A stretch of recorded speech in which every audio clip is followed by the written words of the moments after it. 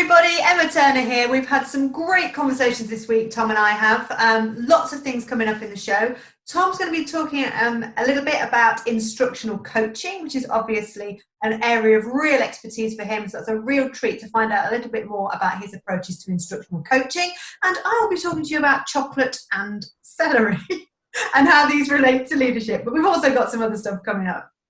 Yeah, we've got a fantastic conversation with education legend Peter DeWitt, who's a huge star in the US, very famous for his Ed Week column, and someone who I think a lot of us are going to learn from. So great talk to him, and you'll really get a lot from hearing what he has to say.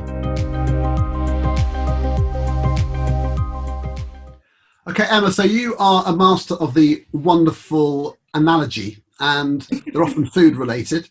They're definitely very often toddler related. So tell us now about celery and chocolate buttons. Right. This is because in my book, I talk about leadership being basically aligned to chocolate and to celery. And it comes from the fact that any child basically adores chocolate and will hang on to it for grim death. And if you've ever tried to take chocolate buttons off a toddler, you will know that it is absolutely impossible. You need the skills of like some kind of international negotiator. And so basically as a leader, if you're going to start thinking about leading an organization, the first thing to do is to think, what am I actually going to hold on to? What is the thing I am not going to give up in any decision making, any kind of disruption, any kind of change to my organization, to my staff, whatever, the thing I'm going to hold on to forever, a bit like the toddler holds on to the chocolate and will not give it up come hell, high water, pleading, bargaining, whatever. The other thing is, what will you also say no to? Because lots of leaders, when they set out their values or their vision or whatever, think, I'm going to do this, and I'm going to do this, and I'm going to do this. What they don't think about is, what am I actually going to say no to? What don't I stand for? And the reason I say it's celery is because my three kids, although they're very different personalities, very different, they are united in their absolute hatred of celery. They will not eat it. Doesn't matter what I do with it, how I try to hide it, how I try to disguise it, fricassee it, smash it up, cut it up. No, they sit there, the trinity of absolute no. And so as a leader as well, we need to be mindful of, are we really clear about what we will do and what we do stand for, and also what we will not stand for, what we will not tolerate, and what we will have no part of? What is our chocolate and what is our celery?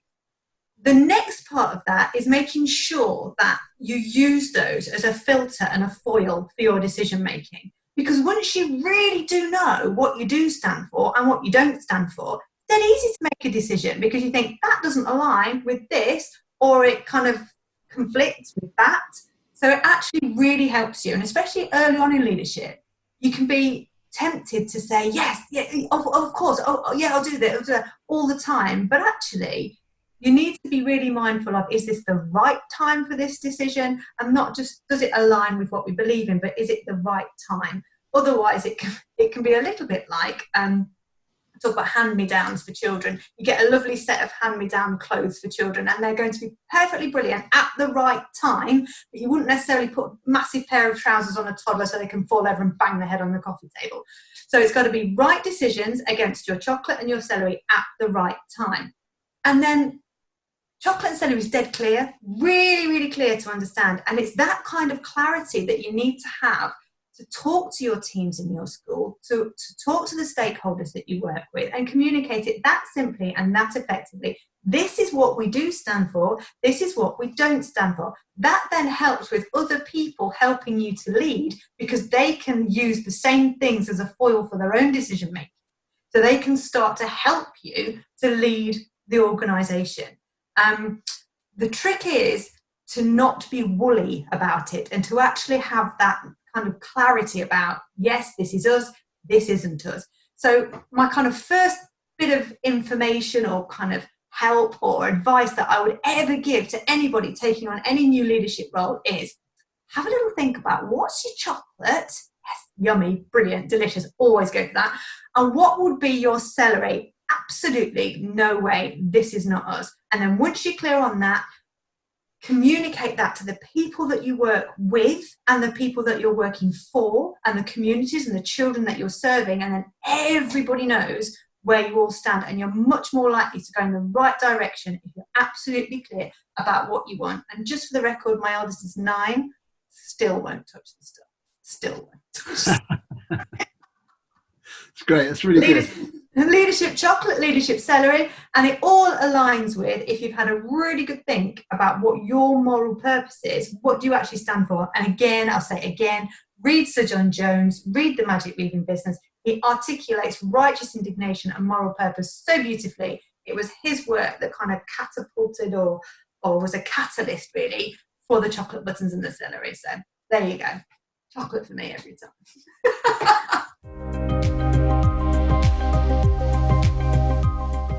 So, Tom, everybody talks about coaching, different forms of coaching. Coaching means so many things to so many different people. When done really well in the context of your practice, obviously it's transformative.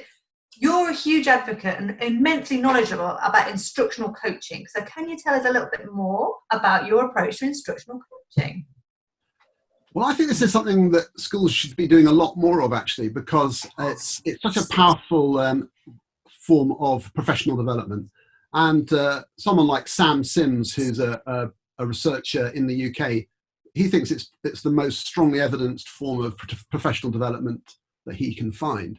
And essentially, it's where the coaching that sometimes people think of is where you sit down with someone who's a bit like an advisor, but they don't even have to be a teacher, and they sit and you kind of talk about your issues and they help you come to solutions. But this isn't that. This is much more like sort of sports coaching, where the person doing the coaching is explicit and expert in the field, and they use that knowledge and expertise to help you think through problems. And they're not ashamed to sort of say, well, try this or try that, and actually direct. So instructional coaching has this sort of knowledge element to it, but it requires you to sort of sit alongside the person you're coaching and talk through things that they could be doing. And it's a very kind of collegiate way of helping somebody improve their practice, rather than what happens in some schools and colleges is you have the leaders, they drop into a lesson, they got their clipboard out, either a real one or just a mental one. They're judging, they're saying, oh, you could have done this or you could have done that. And sometimes schools even like write up feedback onto a sheet and give it to the person in their pigeonhole. And that's the way they get their feedback. They don't even talk to the teacher about what was going on. And that happens in a lot of schools. It's extraordinary. Instructional coaching is the almost total opposite of that, is that you wouldn't dream of telling somebody what you thought of their lesson. You sit down with them and you say, well, how did that go? How do you think you can improve? And you work together to say, well, okay, that's something, and I saw this, and maybe you could think of that. And together you formulate a plan of action and say, right, so maybe between now and the next time we discuss things, what are we going to agree on that you're going to practice, work on, think about? And it's an agreed program of development at every stage. And that's been shown to be way more effective and sustainable than a sort of fly-by, drop-in feedback thing. And also in a school context, the kind of problem-solving personal coaching approach. It's just much more precise about what needs to be done. So I'm a massive fan of it. The problem is that you do need the time to sort of talk to the people before and after you observe them and so on. So it is time heavy, and people need to find lean solutions for that. And one of the ways of doing it is to have, say, 10-minute meetings rather than hour meetings. You just talk, you just have quick chats quite often rather than big, long sessions very infrequently. And so there are solutions. So yeah, I mean, over the course of this program, I've probably mentioned it lots of times, but I am a big fan because I think it works and because I think it's empowering to teachers. Emma and I are always having conversations off air about the sort of things that we have in common, the challenges that we face. Sometimes we have different perspectives on them. And something we're really mindful of at the moment is the challenge that schools, teachers, kids are having with distance learning or remote learning. So we're really mindful of that at the moment. And so we're going to have a discussion about that. And for me, my perspective on it comes really from seeing people that I know who are teachers and leaders trying to organize remote learning in different contexts and seeing the level of engagement and so on. And some of the debates in the UK around whether or not we should be producing live stream lessons all the time. is, really, really fascinating. Well, my sense of it is that, there are different contexts, and there's a kind of equalities issue. If you can't rely on every single child in your class being there while you're talking to your class remotely, it's just not fair to make that your normal default way of communicating your learning. Whereas if everybody has paper-based resources that they can work through, and that's absolutely universal, and I know some schools where they're posting them, they're delivering them by hand, that's what you might need to focus on, because that's the most universal thing that your children will experience. But of course, all of those things then puts pressure on families to create the environment around that. So there are real tensions. I really think you can't transfer school on an online platform. And it seems to me the most sensible thing is a blend of some sort of face-to-face teacher-led stuff, to say, even the pastoral thing of saying, hi, hello, we're all in this together, and setting work up. And some of that work might be through some videos, which you can access at any time, so that kids, when there's multiple kids in the same house, can access them at their own time. And then I think you need to have sort of deadlines and a kind of list of things to have done by a certain time, so the students know kind of some sense of progress, they're working through some work, and have some sense of completing the work, some satisfaction. But it can't be done in this sort of totally interactive way, like in a lesson, because that's just too hard to sustain, and a lot of kids can't even access it at the time. So those are some of my thoughts. Some schools I know have done what I think is an amazing job through purely paper-based, and they're being hassled to do online streaming when they don't feel they need it. And that's interesting. And those are schools which are getting pretty good outcomes. So you think, well, they know what they're doing. And it's because most of their kids are not most, but a high proportion, are not in homes where they're all teed up with Wi-Fi, ready for the teacher to lead the lesson. What's your experience of it? The first thing I would say is I think teachers in general during the lockdown have done the most amazing job with zero notice. Absolutely no notice. What do we have, 3 days, something like that, to completely turn a learning world into a potentially virtual learning world. So hats off to every single educator, first of all, for actually managing to get anything out there. And then the quality of some of the stuff that I've seen has been amazing. And especially when we're kind of feeling our way through the whole system as well. And you've mentioned the thing about inequality, huge, because not every child, every home has got even food or a safe environment or a warm environment, let alone a digitally capable environment with a supportive, available adult there. So there's huge inequalities, and there's a massive, massive debate about how this is actually going to widen the disadvantage gap. We're talking about mind the gap. A lot of these best practices in online learning are actually potentially going to widen the gap. And then there's the whole thing about workload for teachers as well, because when you deliver your lessons in school, obviously you've prepared their lessons, you're going to give feedback, you're going to assess what they're doing, what they're going to be doing. But ultimately, you're all there in the same space, getting the same feedback at the same time, or you're marking it all at the same time. Teachers are getting emails constantly, feedback constantly from parents and from children, and so their workloads have just increased ridiculous amounts. And I've spoken to so many teachers who said, I'm working harder working remotely than I ever did in school. So actually, in terms of workload and well-being for teachers, it's massive. And I'm sure there are ways to reduce the workload for teachers and make things more strategic and more kind of laser precise in terms of our systems, because we're still feeling our way through that. I really like the Oak National Academy materials that have come out. And I only speak from using the Year 1 and the Year 4 ones, but shout out to Miss Harris and Mr. Critchlow on there. So you have taught my children, because we kind of felt our way through stuff from school, stuff that I'd used as well in my own teaching career. And actually, what the children really wanted to see was a person.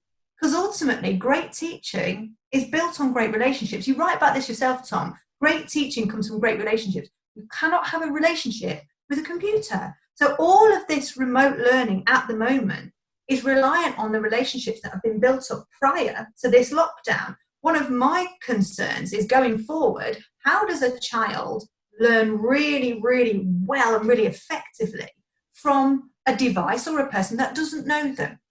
because we all agree that teachers are ultimately a humane profession. So we learn from humans. And then that brings me on to the idea of our youngest learners and the children who can't necessarily read yet. How do they access stuff? They can't work independently for long periods of time because they've not got those independent academic skills yet. They're not fluent readers, or they're not fluent mathematicians. Right. And it's a real implication for actually, if they're going to learn online, what are they going to learn? Because well, I think that's the key thing, isn't it? There's a difference between sort of reviewing stuff they've done before and giving them some practice. And initially, in that first few weeks, you're thinking, well, don't teach them anything new, just get them to practice and do things they already know. But now we're thinking, for some high school students, secondary students, we're talking maybe no school till the autumn, possibly. So, wow. So we can't just talk about it like it's a temporary stopgap. It's a pretty extended time. So you do need to start thinking about what sorts of things can they do. That's interesting, isn't it? So I think the fact of having a face there for older kids, I think Oliver Caviglioli, who's a bit of an expert on these things, tells me that the studies show that there's no real difference if you see the face or not. It's just information, and you can engage with a voice. And that doesn't necessarily have to be your teacher that you know. It can be just somebody you trust. So if they sound like an expert, so you can borrow videos from all sorts of places and learn from them. But it's that thing. I watch you all the time, Tom. I watch you. But you've got to be in a space to think, to concentrate, haven't you? Yeah. Well, I tell you, one of the things I've noticed from having my own YouTube channel is how few people reach the end. There's about a 50% drop off in the first minute. And that could be down to me, but I think it's just a natural thing. And not every kid is going to be glued to the screen. And it's so hard. A lot of things, it's a diet, isn't it? It's a blend of things. So you need some resources at home. You do need some interaction. And my children are very young. And so I'm finding I'm having to facilitate what they're doing so much more because they're still reliant on an adult. And they're very independent, very capable children. But young children need a person. If we could farm them all off onto a computer, we'd have done it years ago, potentially. Yeah. Wouldn't have done, but potentially. But they learn from people. And so,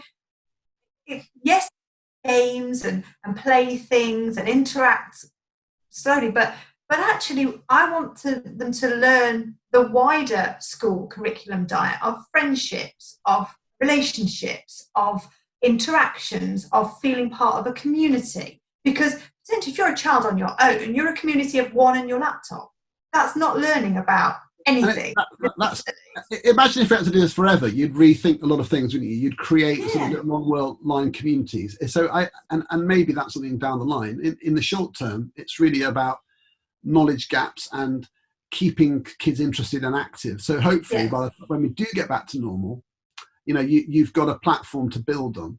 And one of the things I keep thinking is give everyone a target, like a sort of a sense of where you're going. So, by the end of, say, this month or something, we ought to know all there is to know about dinosaurs or, this book that we're reading. And so you've got a sense of purpose. Like that's what I'm trying to aim at.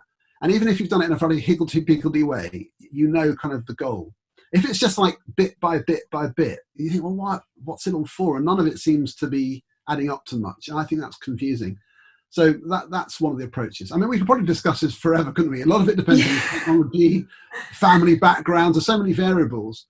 But what I think is definitely true is it's really annoying for people to pontificate about sort of absolutes, like we should all be doing it like this, and especially if they're not actually trying to deliver it themselves. And do you know what I've done? This is, you're going to laugh at this.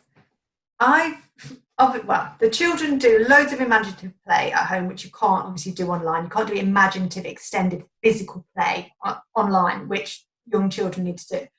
I've dug out all my old textbooks that I used to use starts ago. Yeah. Textbooks I knew you'd love that. I knew you would love it. But I was like, what can I got? And I was like, oh, hello, old friend. Found this old textbook out. If there's one thing this lockdown has proven, it's that textbooks should be big in schools. You bang that drum, Tom. You bang it. Yeah. Hello, welcome back, everybody. We're really excited today because we get to talk to Peter DeWitt, who's a a really big deal in the US, and a lot of people in the UK will be really interested in what he has to say. And Emma and I are going to ask him a few questions. I've been watching Peter's YouTube videos all day, and I just think it's absolutely fascinating that we have these sort of parallel dialogues across the Atlantic, and we're all in the same situation with lockdown and so on, and Peter's got a lot of ideas about that. So I was going to kick you off, Peter, by asking you, for people who are in the UK coming to you maybe for the first time, what's your kind of big deal? What's your big mission, the message that you're trying to get across to teachers and leaders? Well, thank you for having me. My usual first big deal is to make sure that we're creating an inclusive climate for all students within schools. And over the past few years, I've been doing a fair amount of leadership work. So I've worked in the UK, Australia, United States, Canada, and just focusing on instructional leadership and what that looks like in order to have positive dialogue with teachers and students and parents, and creating that kind of climate. So if you were to have to explain that in a nutshell, what's the difference between instructional leadership and more broad views of what leadership is? So you obviously have a model and stuff, but how could you capture that for people? So in the past I've talked about things like collaborative leadership, which is really how we communicate with our school community, whether that be parents and guardians or students and teachers. Instructional leadership is actually very, very focused on just how we talk about learning. So it is, lots of principals in the UK will do learning walks. They have to do formal observations on teachers. And those things actually have to focus on learning. In the past, though, over the past few decades, we haven't been so good with the classroom observation piece. They really haven't given us the bang for the buck that we needed. They've really been something to get through as opposed to something that focuses on learning. So instructional leadership is really about how we talk about the learning that is taking place within classrooms and within our school. Do you think there are some methods that you think are, that you're advocating? Are you sort of saying, this is how it should be done? Yeah, I'm never going to be a big fan of it's my way or the highway kind of thing where I'm the leader, so I come in and you've got to do it the way I want you to do it. For me, it's going to be about collaboration and building relationships. That's not groundbreaking. Many people will talk about building relationships with students and staff, but what I really start to focus on is how we can have more of a practical sense in being able to do that. So in the instructional leadership work, one of the things that I start off by talking about is implementation. What does our implementation look like? We haven't always been good at that. There have been times that we go through the implementation dip where when it starts to get hard, it sort of falls apart. So it's about using things like a program logic model to understand what implementation of learning looks like. And we're always focused on how can we impact student learning in a positive way. So when I look at things like teacher observations or even, our faculty and staff meetings, it's about how do we use language where we're creating a common language and a common understanding around the words that we use. I hope that makes sense. Because in education, we know that we've got a lot of acronyms, a lot of words that we use, things like the growth mindset or multiple intelligences. But the unfortunate thing is within each school, those words might mean something different to each person. So from an instructional leadership standpoint, it's about using our spaces where we have most proximity to staff, our staff meetings, our professional learning communities, our observations, and making sure that we're defining a common language and have a common understanding around that language. And it always has to be focused on learning, both social emotional learning and academic learning. Well, that's fantastic. I mean, I'm a big fan of instructional coaching as an idea. I knew you were going to say that. Yeah, I knew you were going to say that. I picked up on that.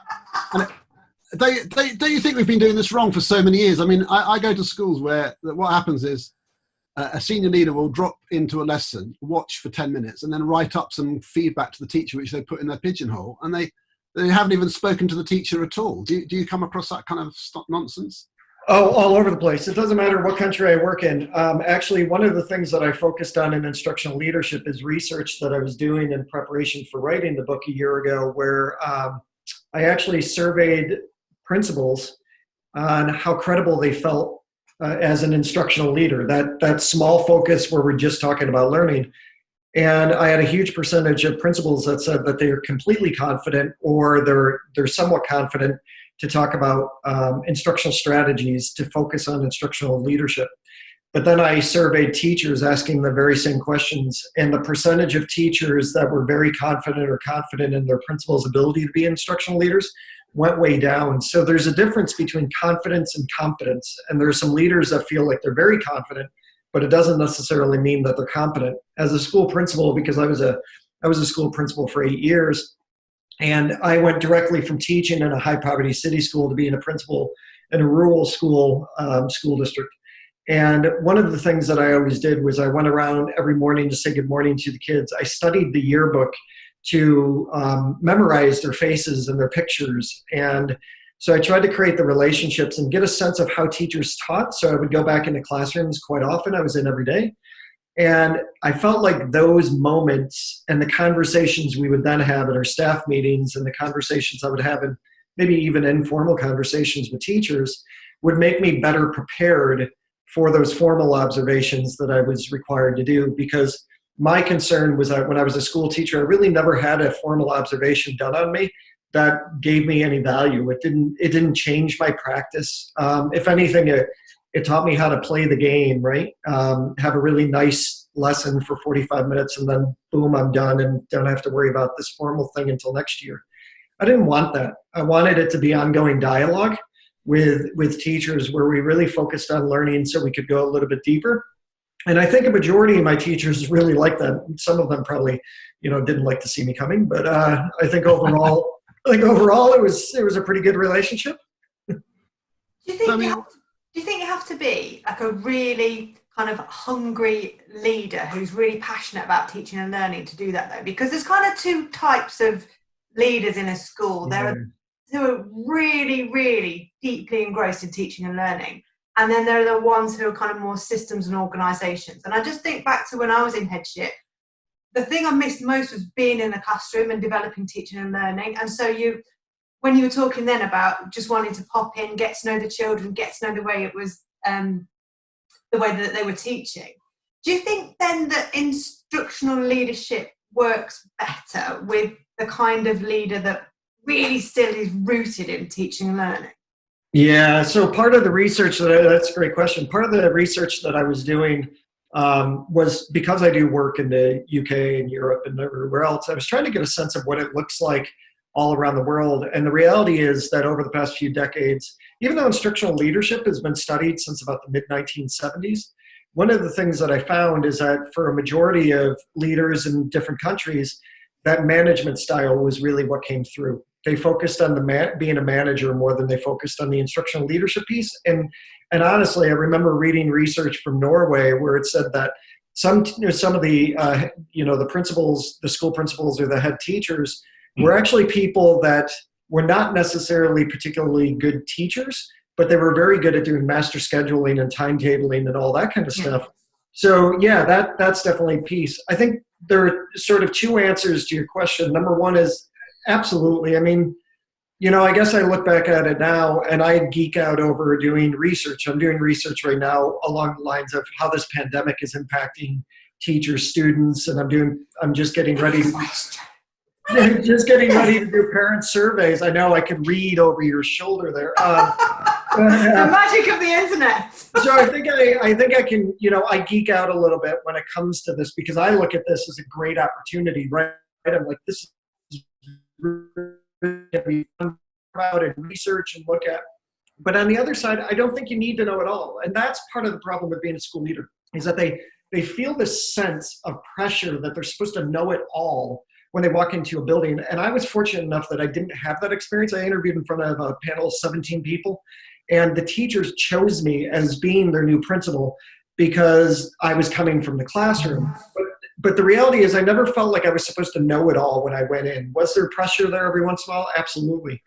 So I think for school leaders, what they could do is maybe not necessarily have that pressure to feel like they're supposed to know it all, and then ask more questions so they can build that instructional knowledge as they go through, and that's where the collaboration piece comes in.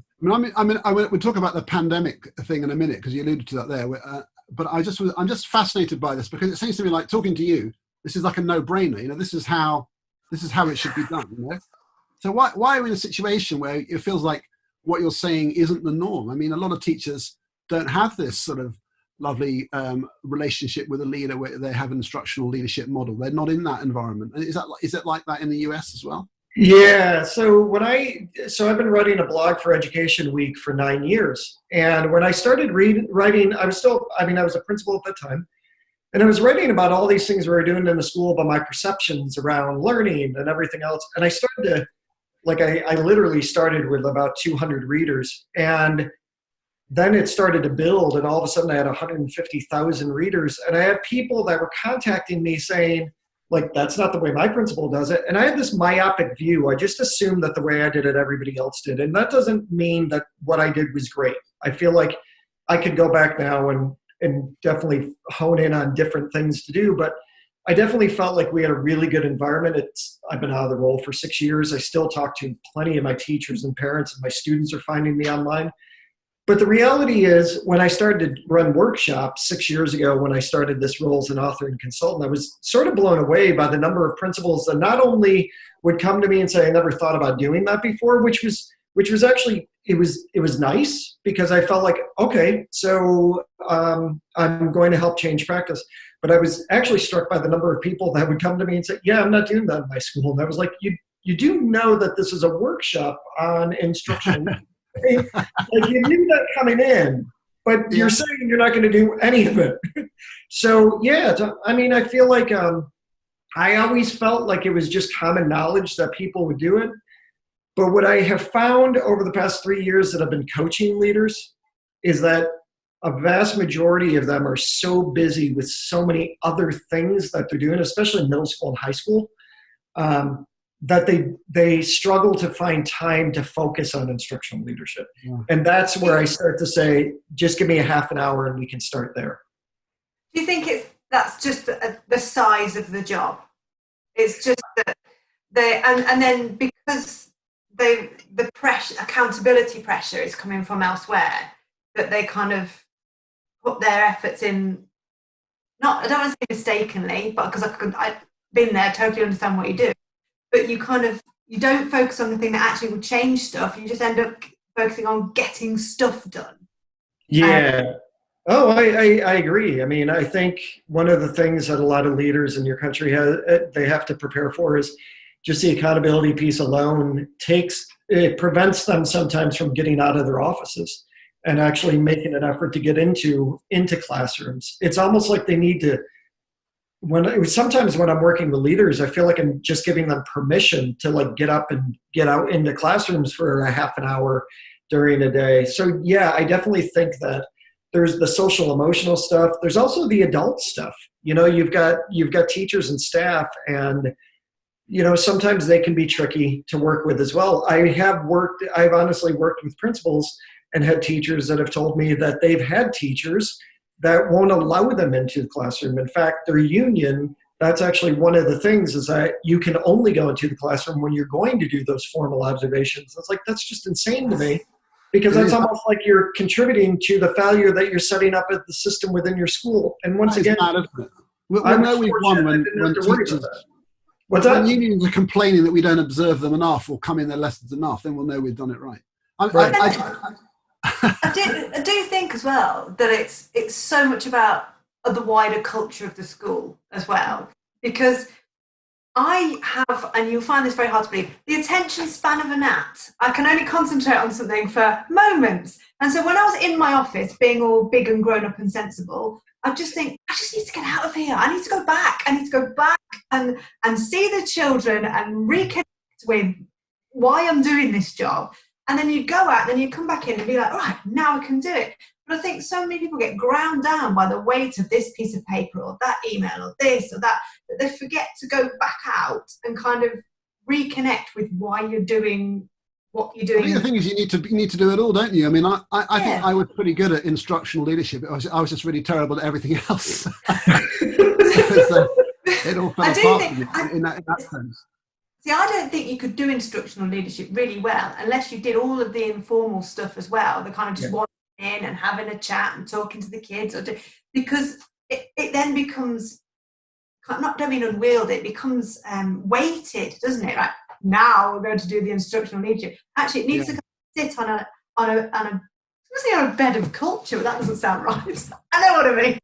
You need to have a really positive culture for it to work in the first place. It can't be, correct me if I'm wrong, you can't just bolt it onto a toxic system, can you? It's not going to fit. No, because it's definitely not going to work in that situation. And when I'm working with principals and head teachers now, one of the things is they feel this pressure that every time they go into a classroom to do a walkthrough or a learning walk or whatever we want to call them, that suddenly they're supposed to give instant feedback to teachers all the time. And I'm like, whoa, let's chill out a little bit and realize that we need to find some balance. And sometimes you just go into the classroom because you just want to see the kids. Like when I was in a 4-hour admin meeting at the district office and I would come back to the building to be a school principal, I would go right down to kindergarten. And why?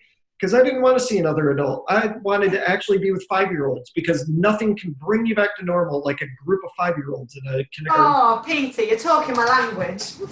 That's great. It's amazing. You know what? As a secondary person, kindergarten is like another planet to me, but it's fascinating. I tell you what, I'd be really good to talk about this pandemic stuff because I'm really interested. I think you're the first person I've read or heard talk about this as pandemic learning that we're dealing with, and I'm absolutely blown away that you've written an article, something six reasons why kids aren't showing up for online learning or whatever, which has had like 1 million views or something. I mean, it's absolutely mind blowing that you've obviously struck gold with the message you're giving there, the idea. Oh, Tom, are you a little bit envious? Well, I am on the scale. I think you said 150,000 readers in it. It's just like, honestly, that's the scale of that is beyond anything I can imagine. But so tell us, I mean, why do you think that blog post? Tell us a bit about that, and why do you think it's been such a big hit? So it actually came out of nowhere for me, Tom. That's what's so sad. Like the first week of March, I was actually in London and Edinburgh working, and I came home, and all of a sudden the pandemic hit, and like I could not travel, and I usually travel every week. All of a sudden I found myself at home, and for the first couple of weeks that wasn't bad because I haven't been home this long in 6 years. So I was like doing home stuff, but then I started to be like, how do I fit into this? Because I am a consultant author, and I just wrote a book on instructional leadership. How do what I do fit in? So I'd actually been on Facebook, and I got invited to 2 pandemic Facebook pages. One is teaching during COVID, one is teaching during the pandemic. And I found myself going back to the pages. One had 60,000 members, the other one had 140,000 members. To me, that was mind-blowing that within a week, you would have that number of teachers just converge onto pages. So that was a sign right there, right? That there's stress involved. There are people just saying, I don't know what to do. I need to go to Facebook and start doing these questions. So I started looking at the questions and the comments and everything, and I just sort of stepped outside myself and started to put them in an Excel spreadsheet. And there were well over 950 comments, and I went through and started coding them along my instructional leadership work. Is this an implementation question? Is this a student engagement question? Is this an instructional strategy? And what I found is that a lot of the questions were really not that different than we would have gotten in an in-person session. And that's where some people have a block because they're like, this is completely different. And in some ways it is, but in other ways, when you separate and you just look at the questions, they're the same questions we get when we're in school. So I started to, and I was coaching leaders virtually and all that stuff. And I started to think, what is the incentive for a kid not to show up to school? It's virtual. What is my incentive? If I am in your class and then all of a sudden we go to virtual learning, why do I want to skip your class the next day? So I wrote a list. Access. They don't have access to a laptop or just, internet connection or whatever. And then I was like, you know what? They're essential workers. I work in places in California where the kids are working the fields. And why? Because it brings extra money into their home and their parents need the help. Grading. A lot of schools went to a no harm grading policy, and all of a sudden they've got kids that are just like, yep, don't have to come anymore. I've got my grade. And I was thinking, although I get a little bit of that, it's a little sad for me because shouldn't we be showing up for the learning, not necessarily for the grade? And then it was one that I put was the fact that they were taking care of their younger siblings. So you've got high school kids that are taking care of their primary school siblings, and they can't show up to online learning because, that's happening. And then one was bedlam and no bedroom. There are families that I have worked with in the past, and also I know that are happening now, that they've got multiple families in one apartment or one household. They don't want you to see inside their world, because now we've got this thing where we can look behind Tom and see what his office looks like. Yeah. People don't want that to happen. And then the last one, of course, was that if I didn't have a good relationship with Tom in the first place, and then all of a sudden we went to virtual learning, I'm not going to show up to Tom's class because I didn't like him he didn't like me when we were in school. So why would we do that now? So I put it out there, and just honestly, it was like when I posted it on my own Facebook, somebody said, will you make it public? And it was just like boom, boom, boom, boom, boom, boom.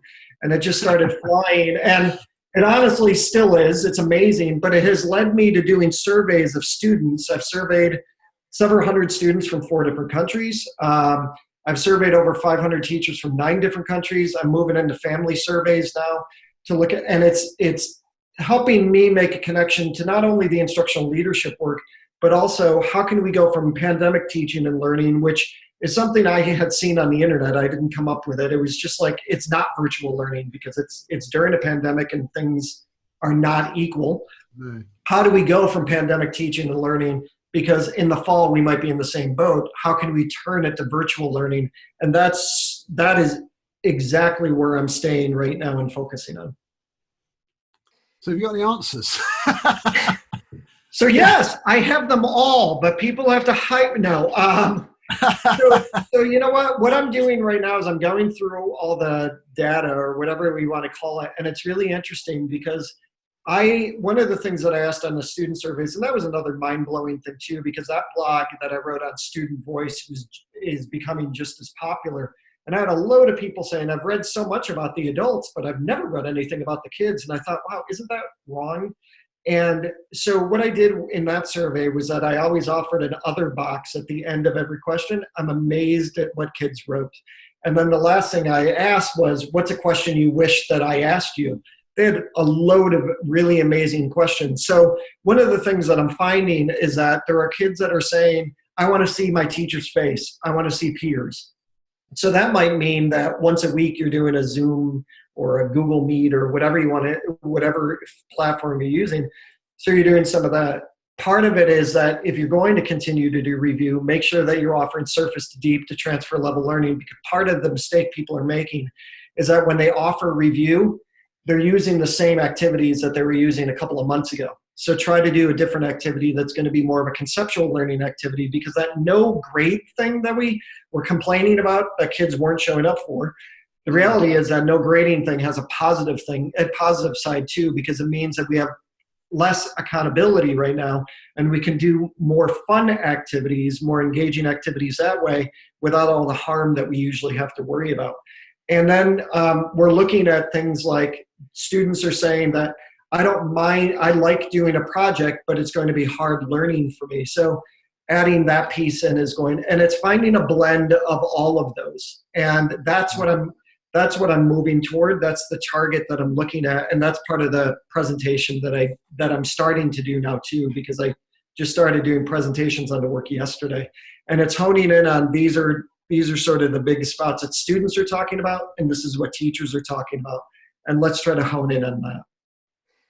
So if coronavirus, pandemic, COVID, whatever, is a massive storm cloud, and that every cloud has a silver lining, what is something that we can take from everything that you've been learning, everything you've been finding out, and when we go back to a version of normal-ish, what's something that you think, actually, this is really rich, really deep, something that's really positive to come out of this that we can then transfer or build on? So I've been asking teachers that. I've been asking teachers and students, and I'm going to ask parents that same question, which is, what do you want to continue when you go back to school? A vast majority of them are saying that we want more flexibility within maybe even the time frame or how we can articulate our own learning. It doesn't have to just be one way.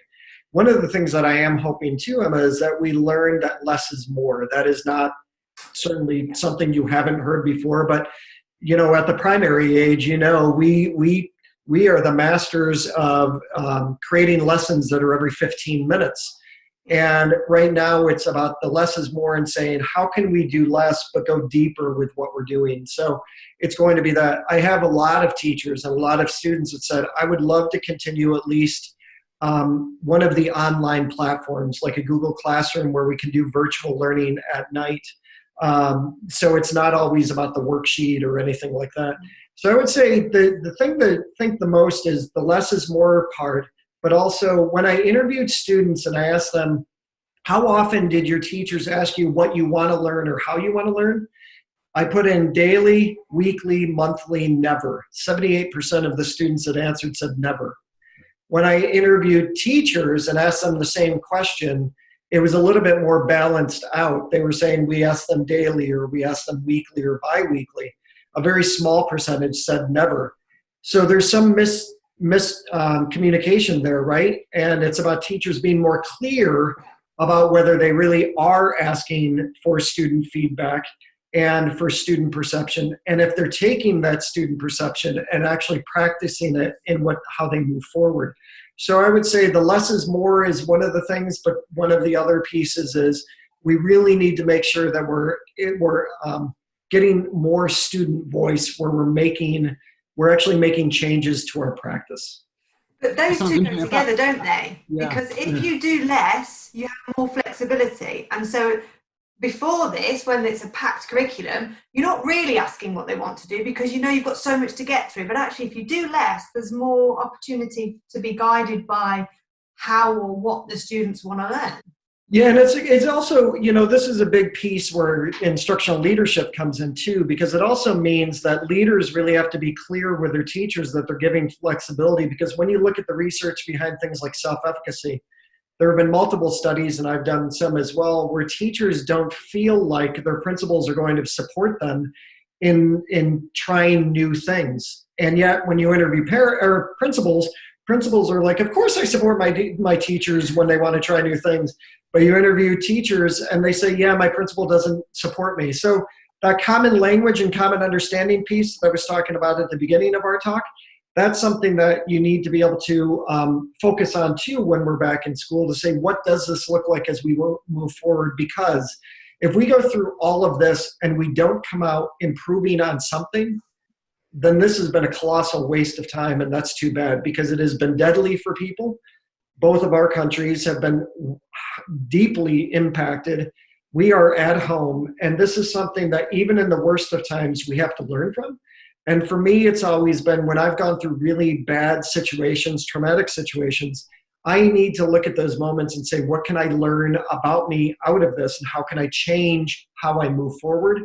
So as difficult as it is, this is what we have to continue to do now.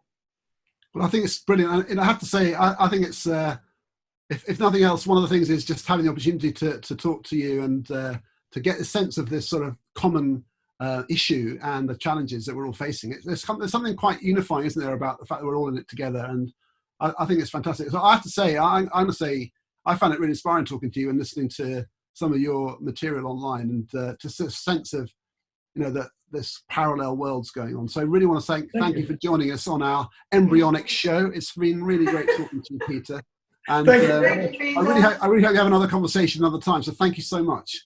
All right, thank you both.